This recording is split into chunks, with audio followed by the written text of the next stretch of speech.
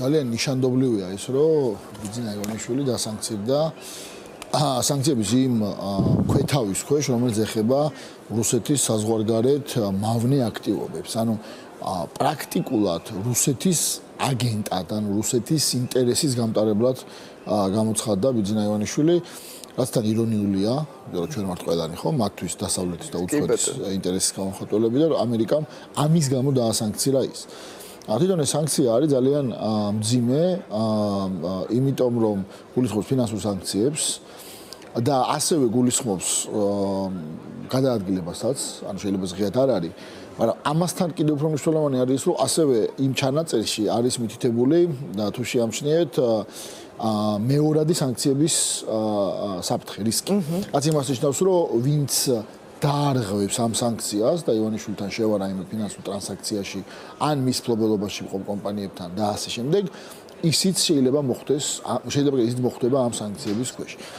ეს საბოლოო ჯამში არის ძალიან მძიმე ვერდიქტი ყველა იმ სიაში მყოფი ადამიანისთვის.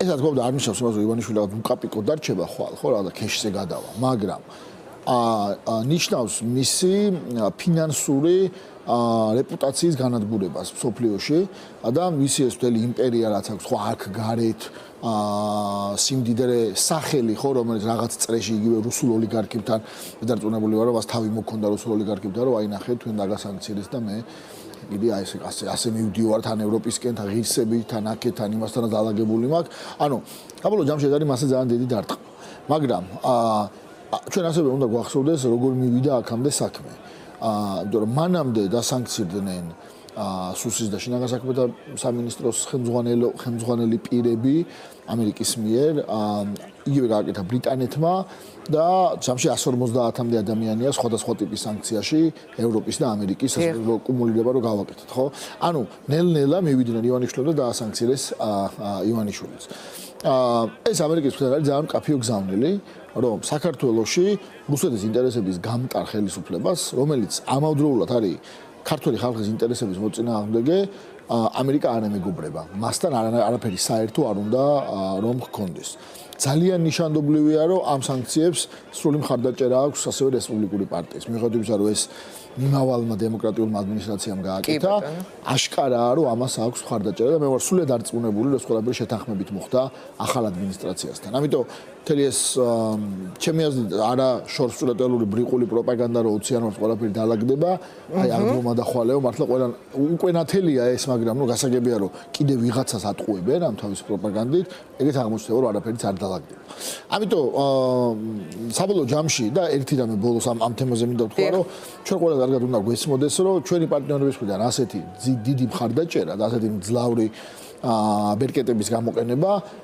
პირდაპირ არის დამსახურება ყველა იმ ადამიანის რომელიც აი ახლა არის ქუჩაში ახლა დღეს გუშინ წინ და რომელიც იქნება ხვალ ახალ წელს და ასე ანუ არავის არ კონდეს განცდა თუ ვინმეს აქვს ეს რომ აი რატო ვდგავარ იქ და რა ხეირი მაქვს ხო აი იქ რო ვარ ну ჯერერთი აქ საინტერესო ამ აქციებზე ის არის რომ ყველა ადამიანი რაღაც თავისი პასუხისმგებლობით მიდის კი ბატონო და ხო და მე მგონი აი მართლა არ შემხვედრია ადამიანი ვინც ამას ფიქრობს რომ აი მე რა ეხლა ხო თუ ვინმე ასე ფიქრობს მათ მინდა უთხრა რომ ეს არის სულად ნათელი ეს არის აქ ადამიანების მედგარი წინააღმდეგობის პირდაპირი გამოძახილი აქ რო ეს არ იყოს არანაირი სანქცია არანაირი ხარდაჭერა არანაირი განცხადება არანაირი ამათი ასე თქვა დელეგიტიმაცია გარეთ არ იქნებოდა. ეს არის პირდაპირ კავშირში ამას. ამიტომ ეს ყველაფერი ვისი დამსახურებაა თუ ვინმე იკითხავს, ხო?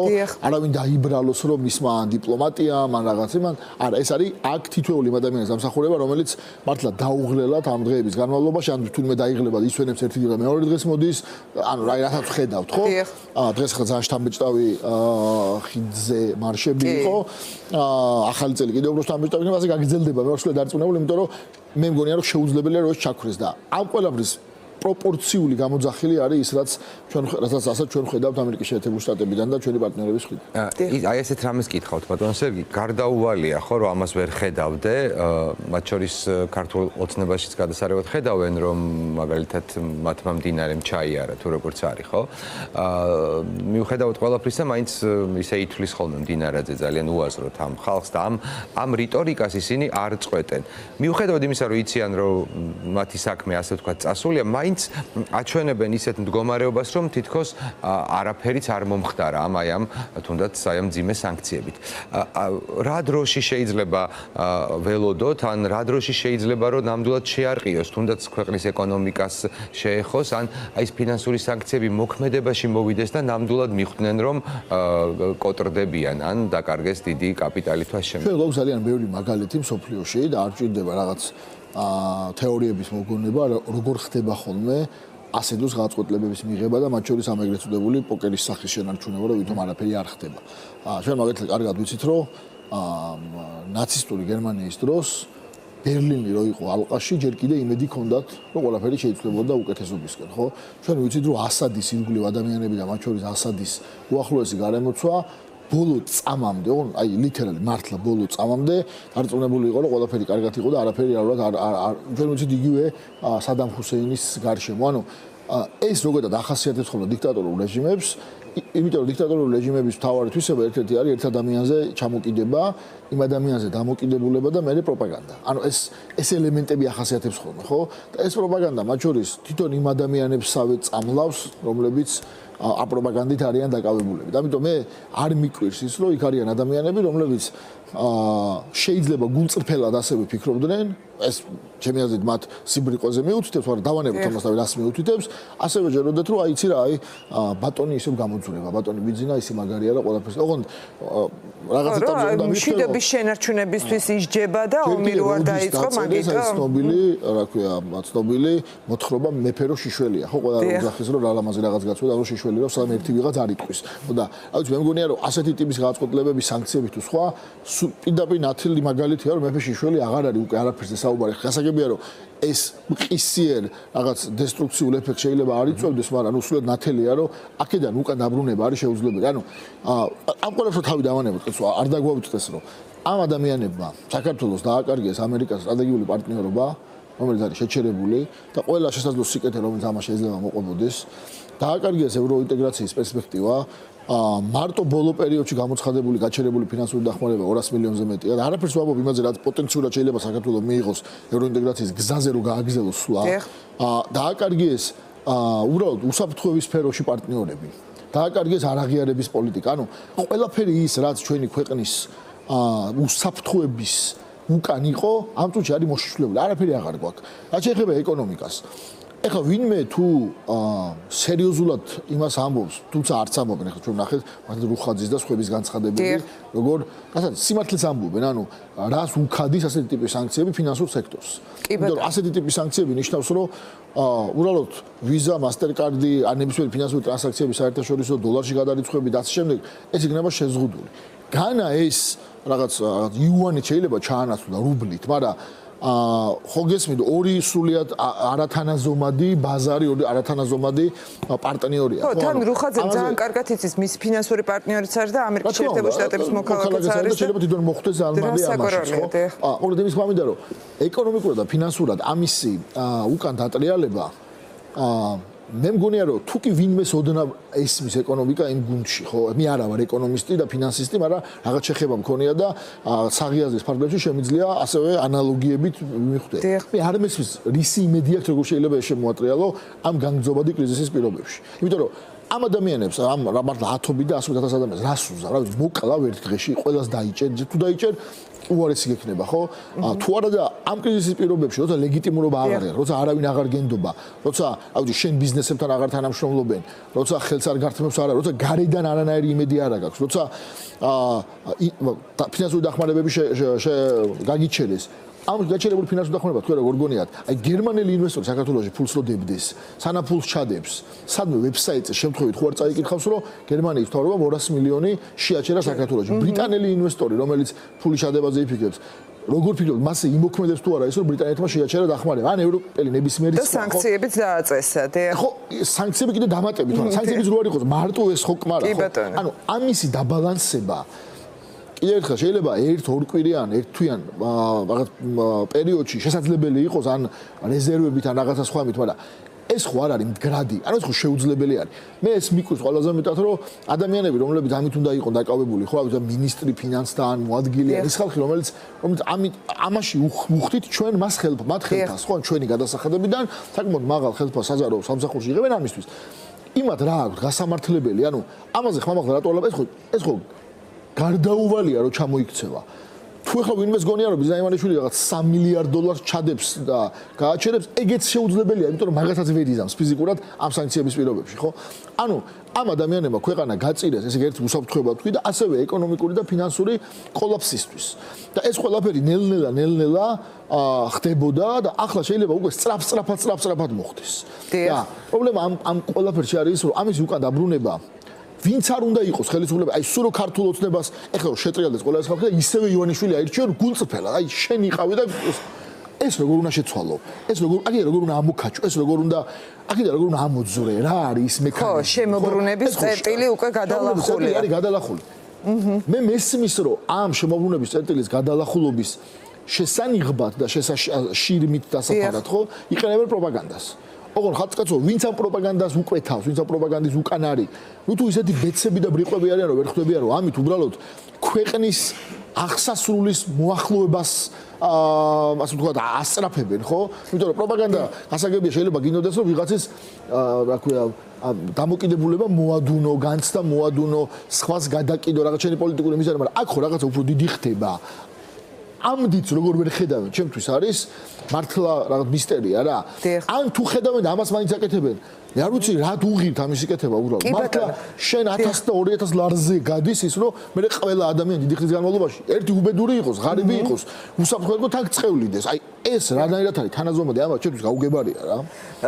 ბატონო სერგეი, ახლა მინდა რომ აი რაღაც დიპლომატიურ ენაზე აგვიხსნა და გადაგვითარგმნოთ ის გადაწყვეტილება, რაც მიიღო ამერიკის შეერთებულმა შტატებმა, მაგალითად იყო საუბარი იმაზე, რომ მაგნიცკის სიაში არ მოხდა ოფაქში და მაგნიცკის სია არის კი ბატონო უფრო მძიმე ადამიანის უფლებების დარღვევის თვალსაზრისით, მაგრამ ესეც ხომ კონკრეტული გზავნილი იყო, რატომ ოფაკი და რა ტიპის, ანუ აქ ხომ თავარი არის, რას ილაპარაკებს პროპაგანდა და რას გამოუშვებს ეს სხვა თემა, მაგრამ თავად ბიძინა ივანიშვილმა ალბათ ყველაზე უკეთ იცის, ხო? გუშინდელი 27 დეკემბრის 8 საათის შემდეგ რად გადაიქცა ის ამ სანქციების შემდეგ და მან უნდა მიიღოს ახლა საბოლოო გადაწყვეტილება ასევე. აი რა ტიპის გასასვლელი, აი რაღაც emergency exits რომ ეძახიან, აი რა ტიპის გასასვლელია კიდევ დარჩენილი ივანიშვილს? მე მგონია რომ ამას თუ რაღაც საღად და ცივად შეხედავს ადამიანი, ხო? არასოდეს არ არის უკან დასახევი მოჭრილი შენს ხალხთან, თუ შენ მიდიხარ ისე დათმობაზე, რომელსაც ხალხი ითხოვს. ანუ ეხლა ასადისნაირ შემთხვევაში, ხო, რომელმაც ათასობით მოქალაქე მოკლა და ანუ მასშტაბი ხო გესმით, ეხლა ასადის შემთხვევაში, ან იგივე ჰიტლერის ზღვის შემთხვევაში, ან იგივე ლუკაშენკოს შემთხვევაში გაცილებით მაღალი იყო ვიდრე ჩვენთან, ხო? ეს უბრალოდ ამ გზას დაადგა და იმ ნაწილში რაც დააშავეს, წამება იქნება თუ დაკავება თუ თვალშორის რომ გადააიანგარიშოთ და ნახოთ ერთ სულ მოსახლეზე რამდენი ადამიანი ყავთ დაკავებული სისხლის სამართლით თუ ისე, ხო? ბელარუსზე და აი გარშემო დიქტატორულ რეჟიმებზე წინ ვართ, რუსეთზეც მათ შორის რა.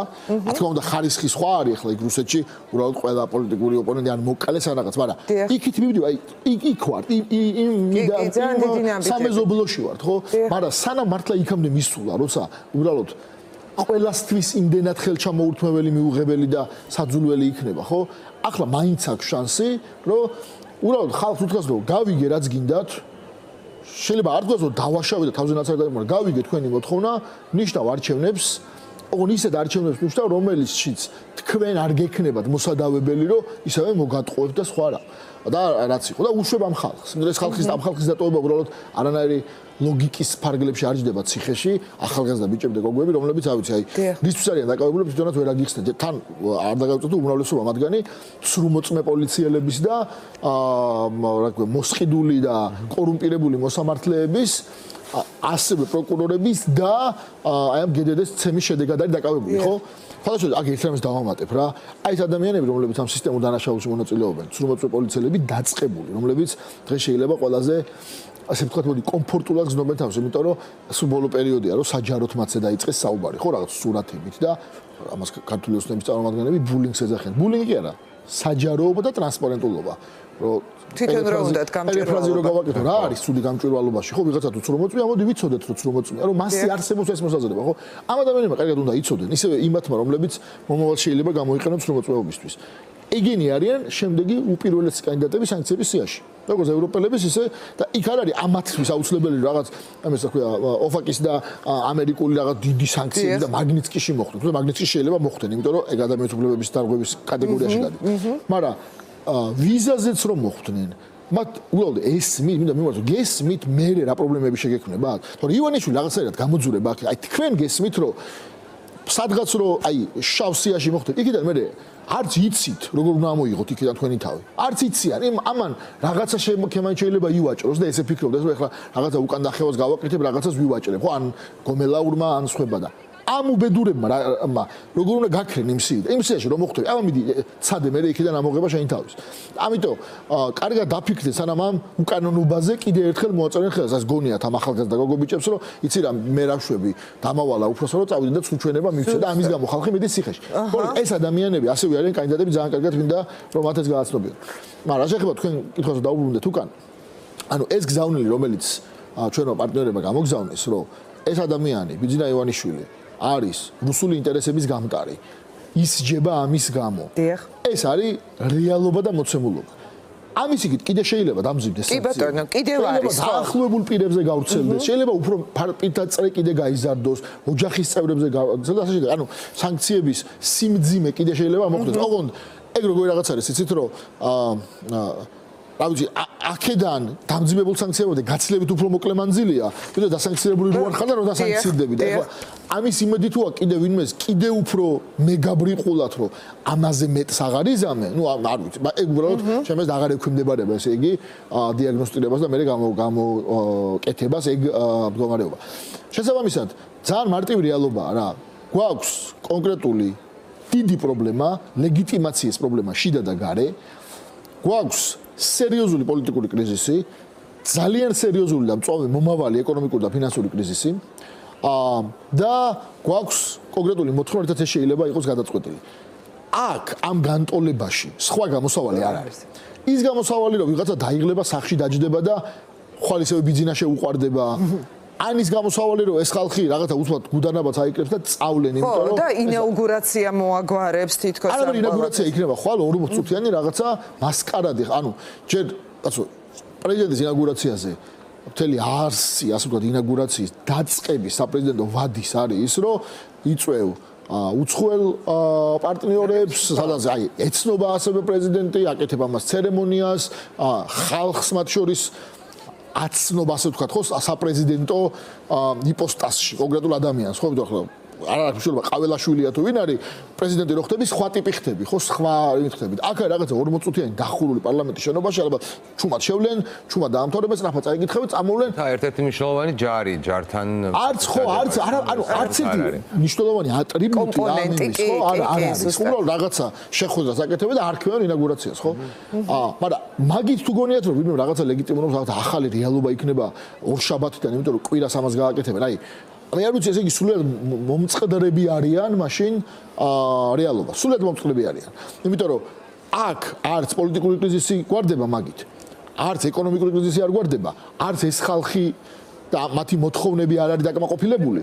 არც გარე ლეგიტიმაციის ამბავი არ გვარდება. ასევე ესე იგი კიდევ ერთხელ მინდა ამას ხაზი გაუსვა, რომ აი ამ უბედურ მართლა საგარეო პოლიტიკურ და უსაფრთხოების კონტექსტში ჩვენი საგარეო პოლიტიკა უკვე ჩანს რომ დავიდა არ ვიცი ალბათ აი ყველაზე დაბალ ზღვარზე რაც შეიძლება გქონდეს რაც არის რა რომ შენი ხელისუფლების ლეგიტიმაციისთვის ითევზაო ხელი ჩამორთმევებზე ამას ვქვა თევზაობა აი რომ გადააგდებ და იქნება ვიღაცა მოედოს და რაღაცა მოვიდეს და ხელი ჩამორთმევ და მე გამოაჩინო რომ აი ნახე გადაიღო და მე პროპაგანდა გამო ამას აკეთებს სხვათა შორის რუსეთი უკეთებდა ამას ცხინვალს და აფხაზეთს რა იცლებდა რომ აი რაღაცნაირად ეჩვენები არ იქ რაღაცა დომინოს ფედერაციაში და რაღაცეებს შემეშ გავაწევრიან თვითონ აღიარებულია აქამდე დავიდა ჩვენი საგარეო პოლიტიკა კატასტროფაა და ამერიკასთან ჩვენი საგარეო პოლიტიკა დავიდა იქამდე რომ აი ამ გენიოსებმა მოიგონეს რომ იქნება ისეთი რაღაცა ფრაზა ვიპოვოთო რომ ტრამპს დავაინტერესო deep state-ი მოიგონეს. ანუ არ ვიცი უბრალოდ ეს კიდე ერთხელ ამაზე დაბლა რაღა არსებობს. მე არ წარმომიდგენია და ეს ეხლა ამბობენ რომ აი ჩვენს deep state-ს ვებძვი და შენც რო იქ რაღაცა Twitter-ი რო დაწერე და deep state-ი რო ახსენე, იქნება აი ამის გამო ვართ ერთად. ვართ ძმებიო. სისულელე, სრული სისულელე. სადღაც გაქრა მათი ლექსიკონიდან ომის პარტია ასე რაღაც ამაზე რო ჩამოკიდებ შენ საგარეო პოლიტიკას რომელთანაც გააქრე ევროინტეგრაცია, გააქრე შენი მართლმსაჯულოვანი პარტნიორები, გააქრე სამხედრო დახმარება, გააქრე არაღიარების პოლიტიკა, გააქრე ინვესტიციები, ეს ყველაფერი აქამდე დაიყვანე არის. თუმცა 20 იანვარი სერგი არის ქართული ოცნების პოლიტიკურ კალენდარში მონიშნული, ასე ვთქვათ, ესე ძალიან კაფიოდ, რომ თითქოს ამის შემდეგ ლაგდება ყველაფერი. ხო, აი ეს არის მე მგონი აი მეტი აღარაფერი აღარც დარჩა პროპაგანდაში, ხა რომ ვაკვირდები მათ განცხადებას. ზოგადად პროპაგანდას ახასიათებს იმის გამო რომ როგორც წესი არის ხოლმე არა ფაქტებზე, არამედ განცდებზე დაფუძნებული და მრავალფაქტორული, ხანუ ბევრ ფაქტს ისურვი რომ და არც ეს არ აქვს მნიშვნელობა რომ მართლა მოხდა თუ არა, უბრალოდ აბნევი მას, ასევე ერთ-ერთი რაც ახასიათებს არის მომავალი. ანუ მომავალზე მომავალში გადასროლა თითქოს რაღაც ფაქტების, ხო აი რაღაცა. ხო, რა დრო მოიგოს? აი რუსული ისო არის, ნატო დაგვბომბავს. ეხლა ეს რა თქმა უნდა ზედმაროზის და სანტა-კლაუსის რაღაც მარაზმი რო გაუშვეს, ხო როგორ აგდებს. ანუ რაზე არის აქცენტი აკეთებული, ეს რაღაცა მომავალში არის. საფრთხე იქ მოხდება. ოღონდ ის მომავალი რო არ დგება, არასდროს მე კიდე ახალ მომავალზე. ასე არის 20 იანვარიც რა. ეს 20 იანვარი არის, აი აჩვენებს მათ დამოკიდებულებას ქართული ხალხის მიმართ. აი ვირს რო თივას ჩამოუკიდებ, ეგრე აღიქვამენ ქართულ ხალხს. აი ეხლა გადაისურვე, აი ნახე ეხლა დღეს არის კრიზისი, მაგრამ აი 20-ში მოგვარდება. 20-ში არაფერი არ მოგვარდება. მე რაღაცა სხვა სიტყვიან. იმიტომ რომ შეუძლებელია ტრამპის ადმინისტრაციის ოფისებში შესვლის მერე ამათი პრობლემა მოგვარდეს. თუმცა ბიძინა ივანიშვილი ხო თვლის რომ აი ეს როცა დროს წელავს და დროს იგებს, თითქოს ეს დრო მის სასარგებლოდ მუშაობს.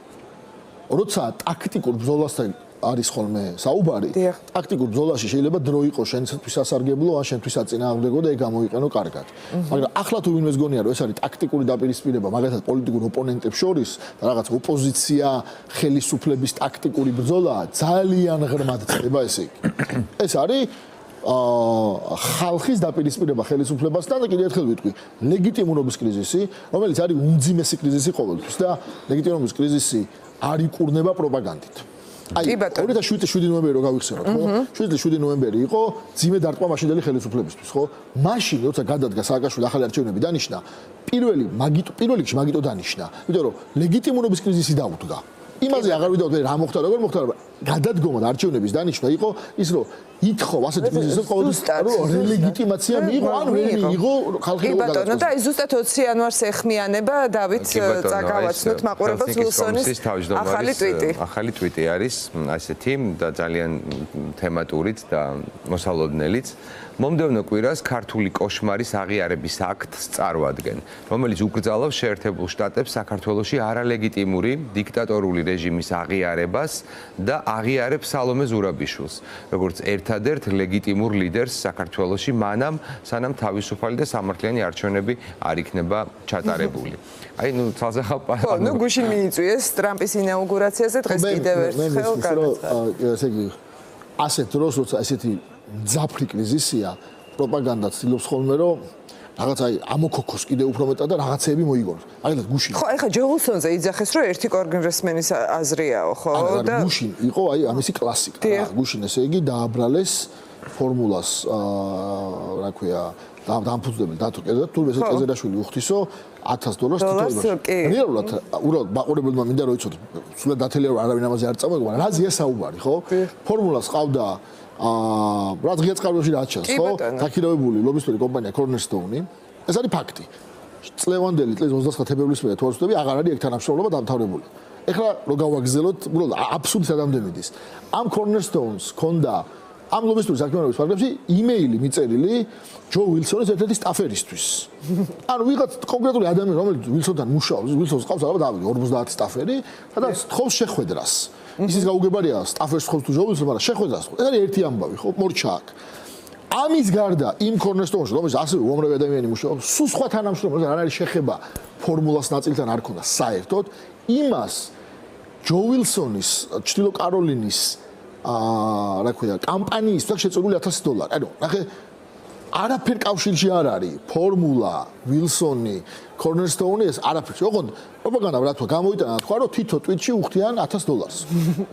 ამას რატო ვამბობ, რატო ეს სასაცილო? იმიტომ რომ ეს არის პროპაგანდას უჭირს ხოლმე ასეთ ძაფრი რაღაცეების დროს, ძაფრი კრიზისების დროს მათთვის რაღაცა ესე ჩამოყალიბებული გზავნილის ფორმირება და მე ამაში ხარ, ამიტომ ჭირდება ყველა ამ რაღაც სიგიჟის მოტანა. ეხლა მაგალითად ვილსონზე ამბობენ, რომ ერთი ვიღაცა კონგრესმენია, არაფერ შუაში არ არის რაღაცა და მე ავიწყდებათ, რომ ეს არის ერთ-ერთი ყველაზე უფრო მძლავრი რესპუბლიკური კოკოსი არის წრეები, ხო ასე ბატონო, მაგალითად არის გაწევრიანებული თორსების ნახევარი რესპუბლიკური შემადგენლობის ჰაუსში და იმის ერთ-ერთი გავლენიანი ლიდერი არის.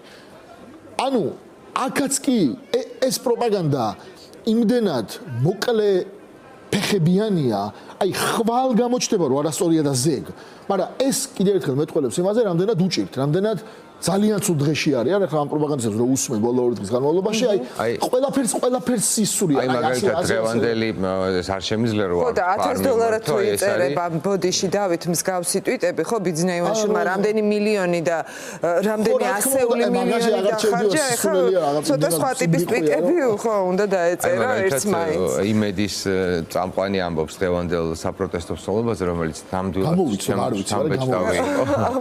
აბა მართლა ვაცადო. ხო ალბათ მაგას იტყვის. ხო ცოტა. კი, არ შედგა ჯაჭვი. ერთკვირიანი მზადების მიუხედავად ჯაჭვის აქცია თბილისში ვერ შედგა და მართლა უნდამუსო უნდა იყო, რომ და კადრი ქონდათ აი სრულიად ცარიელი. ხო და საქმე ეგ ხო არის კარგი, იმიტომ რომ მეტყველებს რა მაგრად უჭირთ. რა მაგრად უჭირთ. პროპაგანდა მაშინ მუშაობს, როცა რაღაცა სიმართლე მაინც ხო არის პროპაგანდის არცი ხო რა არის? კი, ეგ არის 30 სიგიჟეს ვამბობ, ერთი არის სიმართლე და მე იმ სიმართლეს ვიდრე ეცეც ხო არ არის და ეხლა დღევანდელი დღის მერე მარში თუ რაც იყო რა ქვია არ შედგა რა ვიცი ქუჩაში გაეხედა ჩანს ეს ყველა ადგილი და ერთი ხიდი მაინც და ისე დაენახა ტელევიზორი თუ არ აქვს და Facebook-ი თუ არ აქვს და ისე ვერ ხედა. გელათი ნახე და ბაგრათი ნახე. არის ხო და მოკლედ. ხო, ნუ აი კადრები აგერ არის. ამის ხო ეგ არის ძალიან ნიშანდობლივი რომ რაღაც ეტაპზე უნდა მიხვდეს ეს ხალხი რა რომ ასე ქვეყანა არათუ აღარ იმართება, ვეღარ იმართება და მე რაც უფრო შორტ შეტოპავ, რაც უფრო მეტ ადამიანს